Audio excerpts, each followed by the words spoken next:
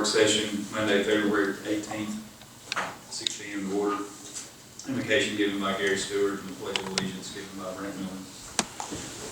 First item on the work session is the fire burn ordinance. We've discussed this a few times. Mr. President, before we start, may I suggest we add one other article to the agenda? Item number 9 is in regard to our drug testing program in the city. I'll talk about that after now. Okay, we'll add that on there. Mr. Smith. All right. First item is the burn ordinance, fire burn ordinance. I know we've discussed it a few times. I'd like to bring it up for some further discussion.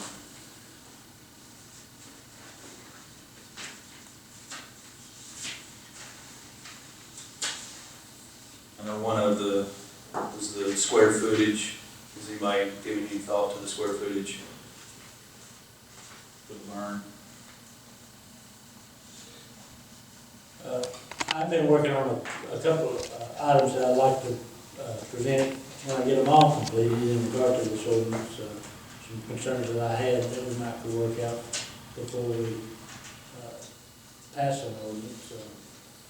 I feel like by the next work session I'll have mine completed and each one of you a copy of it. I would hope all of us do the same kind of what we agree with. We can put into the ordinance, anything we disagree with, we talk about. We can take a look at as well as far as the curtain, if we're going to require or what would be required to require the curtain. Okay. I know that Ronnie got some information. Ronnie Delberry got some information for us. It's in our packet tonight that'll hopefully help determine some of the ways that we go about making the decision on this. Gary, do you have anything to add on the fire burn ordinance, or wait till put everything together for the next work session? I'd like to see us, yeah, that's a little more term. Okay. So the next work session will have, everybody will come together and we'll start making decisions on this.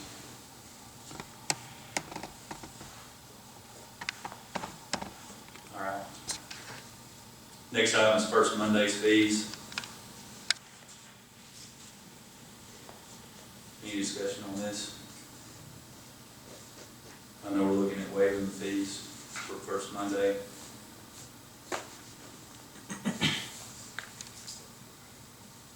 I personally am looking for doing away with the fees. I stated earlier, at one time it worked well back in the old days, we didn't charge a penny.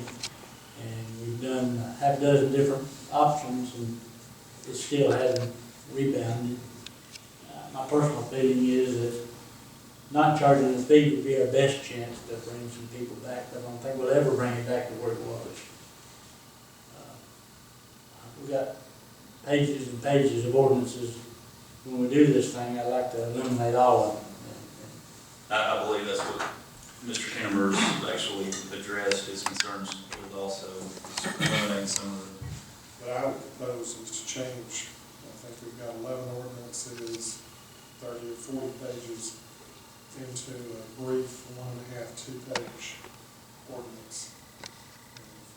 And I'll prepare a draft for y'all to look at that does not include fees. If you want to change your mind about that, you can put that in there.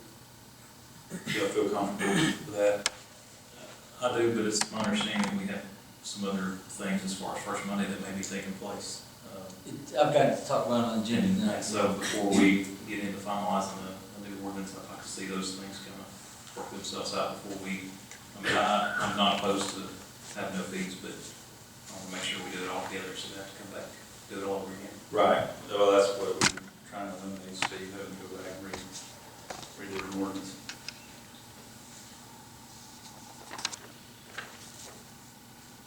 Next item is the Catfish Festival request for funding. John Johnson. Well, appreciate Mayor, Mr. Chairman, City Council members, appreciate you having us here tonight. I represent Small Business Council here in Scottsboro. And as you know, we've been having the Catfish Festival for 13 years, and every year it's gotten a little bigger. Last year, was the best year we've ever had, more people, vendors. The vendors did well, and that's a good thing, because when the vendors do well, they want to come back. And we have a lot of people, of course, a lot of you are there, and Tim, I know Brent is very familiar with that, being the former president of the Small Business Council. But it takes money to do this, and we just, wanted to ask y'all to come on board with us and help us do it.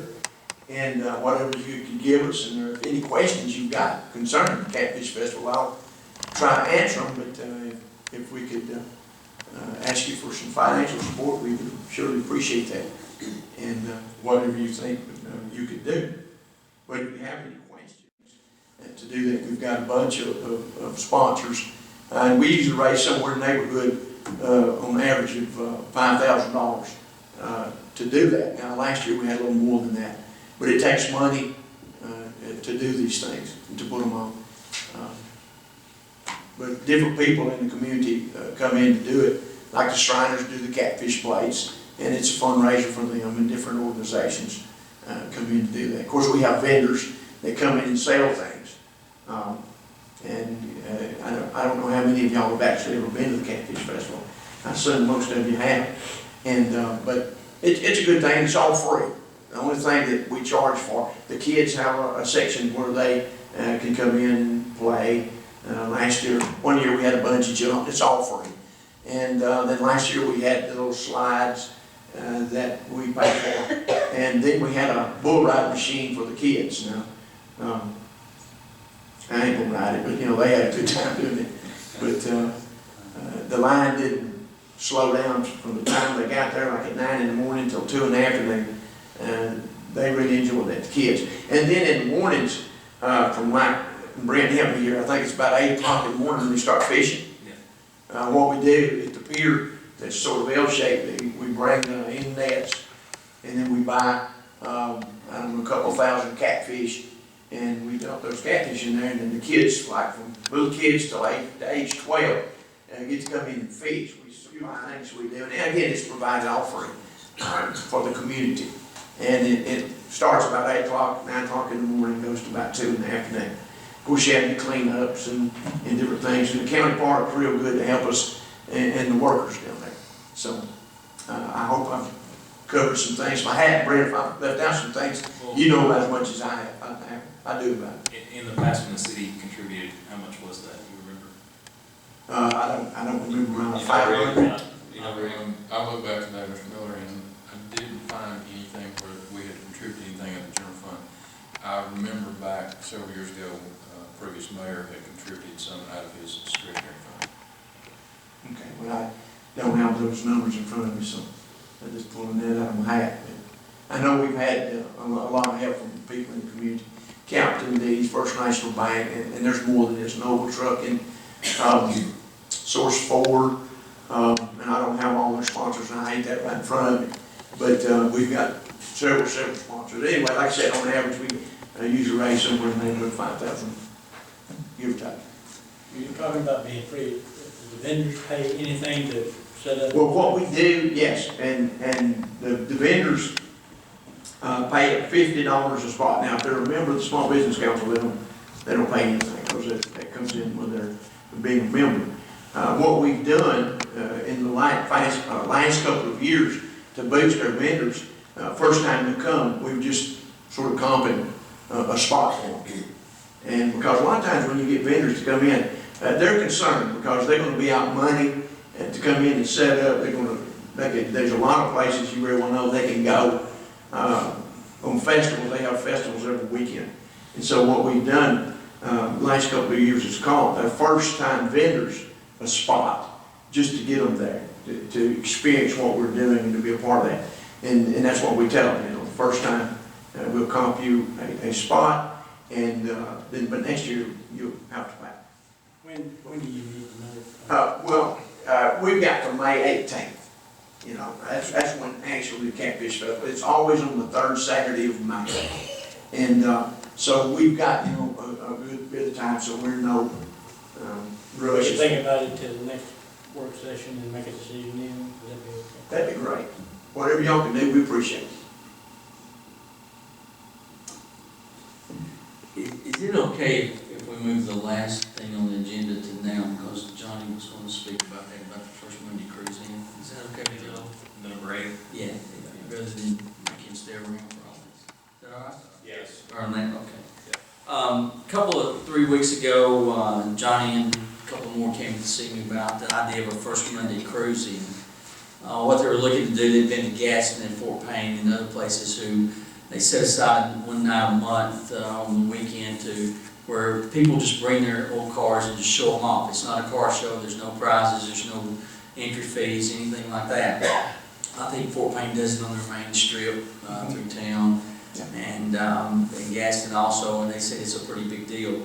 They're wanting to give that a try here, which I think it's a great idea to draw people to the downtown. But they want to make it in conjunction with First Monday on the Saturday night of First Monday, starting about 5 o'clock, that we block off a couple of sides of the square, let people just bring their cars, and Johnny can talk more about it here in just a minute about what all they actually do. But, you know, it's a way to get people to First Monday, maybe a way to get some of the vendors to stay later on in the afternoon. We're looking at giving this a try, maybe April through October, just to see how it goes. Along with that, not only are the cars here, you know, just to show off, and I think people even buy and sell and trade cars sometimes, just kind of show off their old cars, but, you know, they also allow vendors to set up, whether they're selling a fundraiser for some school team or function to raise some money to, whether it's cooking hot dogs, selling Cokes or whatever, to be alongside that. Now, this First Monday is on the inside part of the square. This would take place out in the street, actually, you know. So we would have to close down a couple of sides of squares, which I don't think would be that big a deal. And if it grows, maybe we'll do more than that.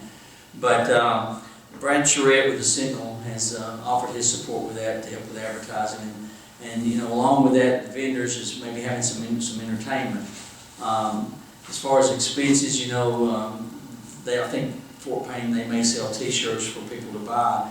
And it's sort of the angle that I was looking at it from, that is if we could appropriate some money to maybe give that a try this year. And I was thinking, you know, it was April, if it runs through April through October, that's 7 months, I think. Maybe giving about $5,000 for expenses. We wouldn't give it to any group, is that if there were some expenses for someone to come in and be the entertainment that night, we would pay towards that. You know, just set aside some money to where we could try to help this and, you know, get it off the ground and see how it goes, and hopefully that it grows. Of course, it would take a budget amendment or whatever to do that, but I think it's an investment that would be worth making, and at least give it a try for this year to see how it goes. I think that's all I had. And then Johnny, you can tell about his experience. Some here have been to the car show or the cruise in at Fort Payne. When it first began last year, I think it was about 2 blocks long, something like that. And by the end of the summer, it was 4 or 5 blocks long. And the entertainment they had cloggers, square dancers, they shut down downtown area. They had a couple of different bands. Of course, they were spread out a little bit so they didn't interfere, overlap one another. Vendors, people selling foods, face paintings. You know, you had churches get involved, coming down painting faces. They even had a like a sort of hayride where someone brought in mules and horses and giving people rides on that. And it didn't start out that big, but by the end of the summer, it had grown. A lot of people think Ireland or Georgia and different places that are there. But you know, it's 150, 200 cars, something like that. It's really informal too. It's just kind of come and go. I start at 5, and whenever the last one leaves, it's overtime thing. I figure about 3 hours usually.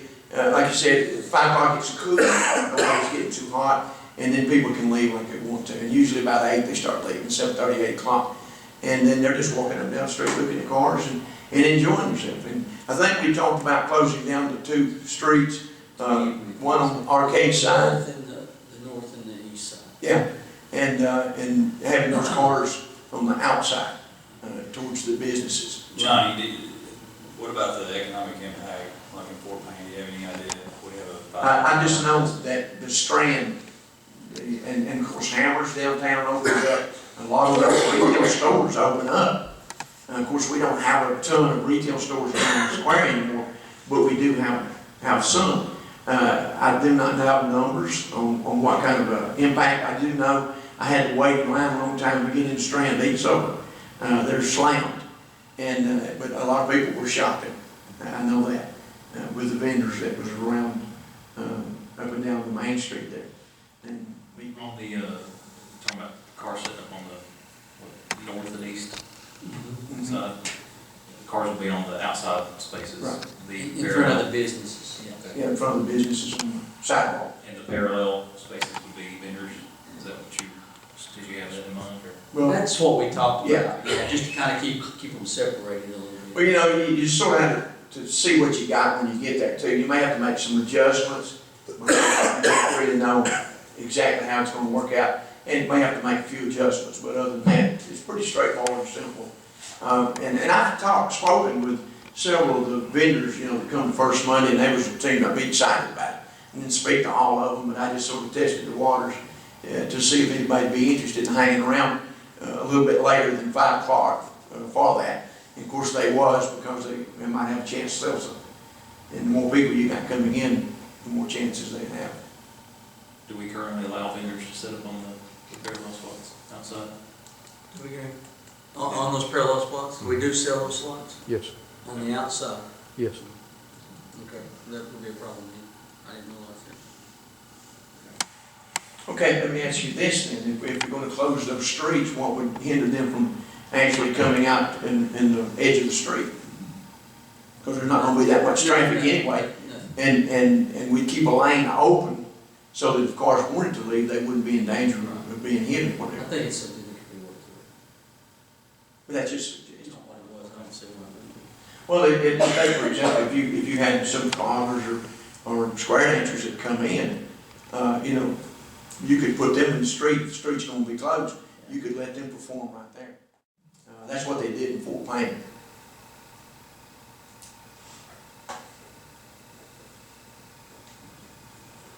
Any other questions? Thank you, Mr. Johnson. Thank you. We appreciate it. You're looking to do this in April as the first time. Next item is the street department surplus property. Mr. Wheeler, you covered that. Yes, Mr. President. The street department has a John Deere 15-foot batwing bush hog that they are going to put on gut deals and sell. 6-year-old unit that we brought into the shop this winter, got our parts list together, almost $7,000 worth of parts to put together, and I can buy one off of a state bid list for about $1,000 more than it would cost to repair. Any other questions? I don't even know. Thank you, Mike. Okay. We'll put it on the agenda.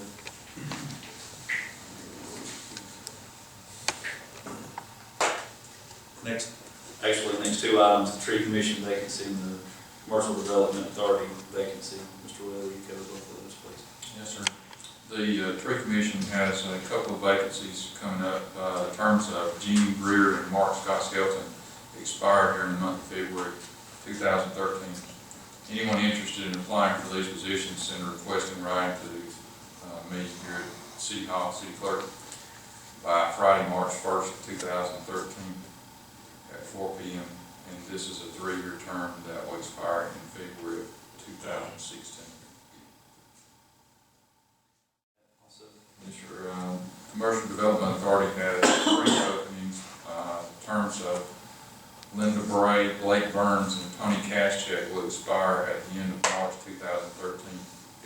Also, anyone interested in applying for these positions, send a written request to City Clerk Rick Wither by Friday, March 8th, 2013, 4 p.m. And this is a 4-year term that will expire in March of 2017.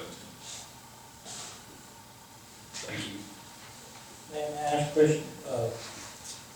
That's two different sets of vacancies. Didn't we talk about personnel board and where we at with that?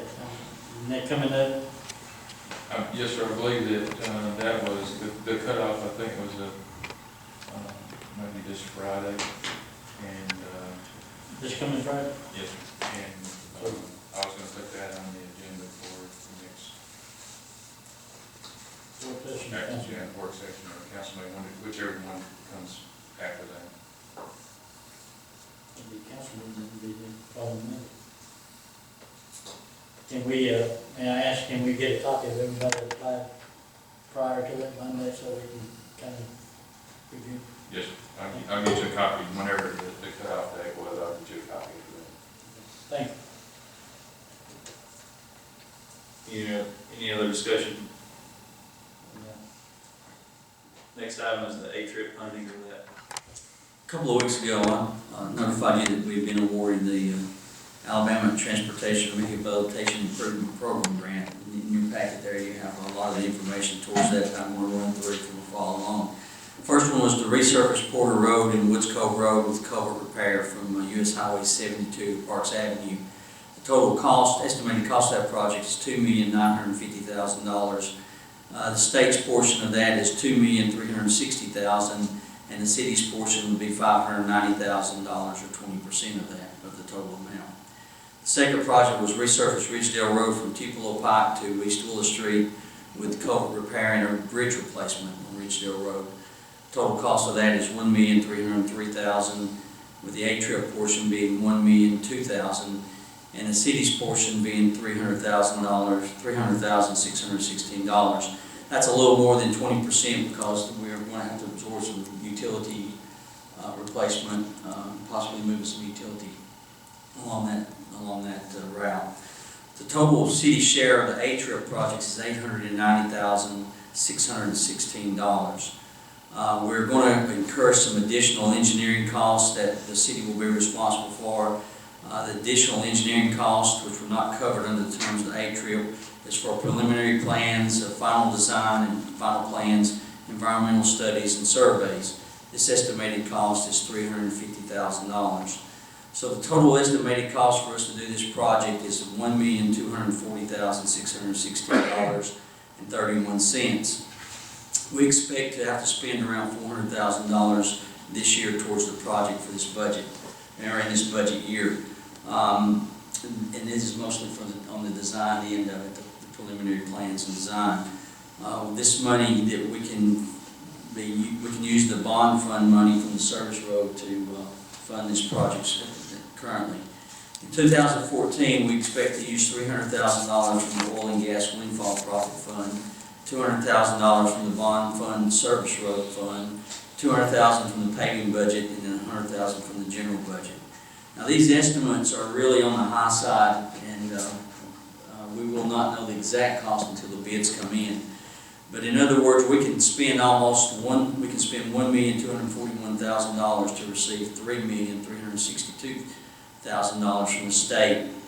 And quite honestly, the grant is the only way that we'd be able to do these two projects due to their expense. We have a meeting scheduled with ALDOT tomorrow to go over the scope of the work. If you would approve these projects next Monday and the funding for it, we can have the contract signed the next day and work can begin on the design standpoint. We have two different engineering firms, one engineering firm on each project, two different firms. The same one's not doing both of them, is what I'm trying to say. And the project has to be bid by December of 2013 according to the terms of the grant. So, we've tried to lay it out here of how the money that the city can expect to spend and how we can fund it. There's also, there may be some other ways that we can look at, but the real need is the $400,000 for this budget year to do the preliminary work. We have $200,000 available in the paving budget for this year, but I really don't want to get into that money because there's other needs that we have across the city that we plan on spending that money. Again, we're spending $1,241,000 to get $3,362,000. So, if you have any questions about the financing, me and Mr. Withers met over the last few days with this, and he can answer any questions about the funding that you may have. Does anyone have any questions? Any discussion on this? I believe you all have to approve this and the money for the Matching Park. Is that right, Mr. Kimmer? So we need to put it on the agenda for next Monday if we. Please. Okay. Yes. We'll put it on the agenda for Monday night. And if you have any questions, please give me, Charles, or call. The last item, number 9, is the drug program and cost comparisons.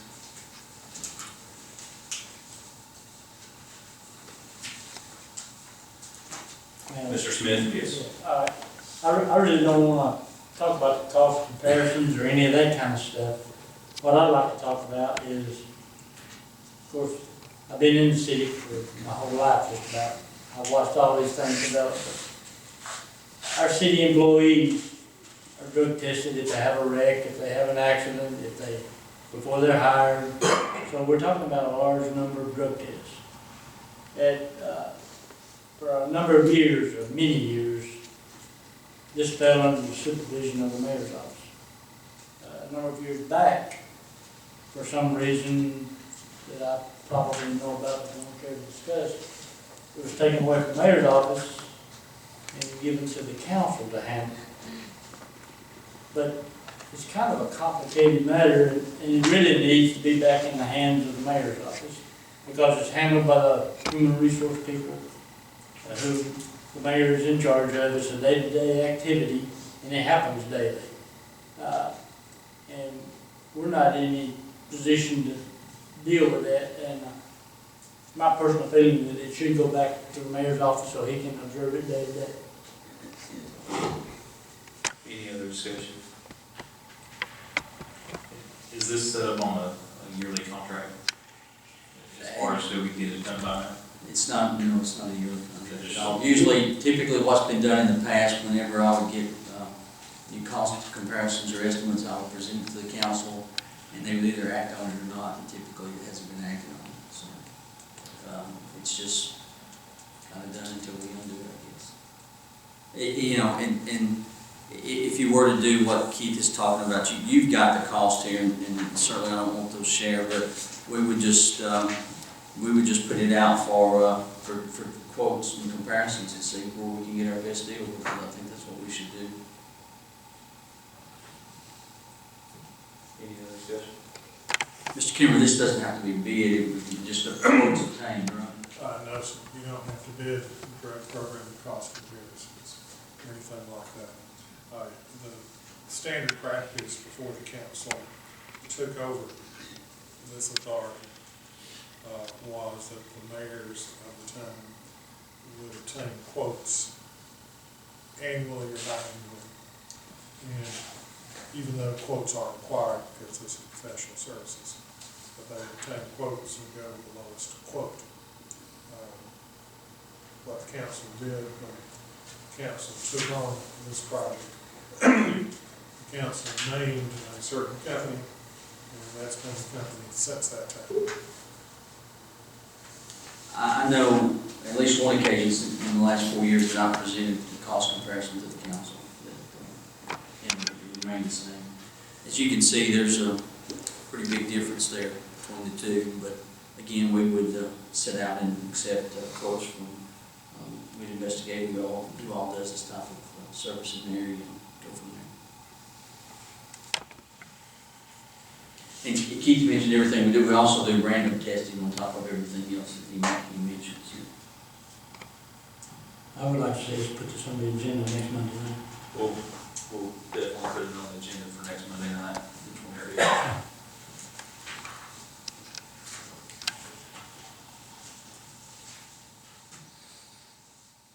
Okay, we'll move to reports. Mayor, you have anything?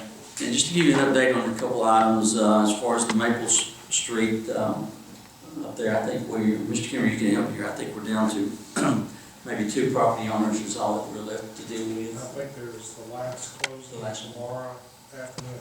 Okay, so we're pretty much have acquired the property that in that area to demolish the houses. So that's something that's I'm glad to see come to an end. That way, if there's any more flooding in that area, it's not going to do any harm to houses. Secondly, just to give you an update on the service road, we've still working on acquiring the property on the right of way that we need. We're down to 3 property owners. meeting with one, I think Thursday. And so, we're getting close to, hopefully an end in sight in that process. It's been a long process in acquiring the property. We have property acquired further right away, all the way across from where it ends in Carlisle, just past Carlisle's there, across 35, and then down the hill, probably just across from Harding. So there's 3 more pieces of property we're trying to acquire there. And so hopefully we can, once we get that, then we can start putting it out for bid. The permits, Aldott has approved the permits for the road, so it's just a matter of us acquiring the property, and then we can start working on putting it out for bid. So hopefully sometime this year we'll see some construction going on out there. That's all I have. Thank you. Mr. Smith? The only thing I have is last Tuesday night, the mayor spoke to the Lions Club, which I'm a member, and he talked about the affairs and states of the city. Most of the Lions members are older citizens of Scottsboro who've been around for a long time. They were quite impressed with what he had to say and with him, and I, for one, appreciate him taking the time to go to places like that and talk to those people, and let them know what's going on in the city. But he did a great job, and I appreciate him being there. Thank you. Mr. Miller? I don't have anything tonight. Mr. Stewart? I don't have anything. I don't have anything either. With that, we'll adjourn. Thank you all.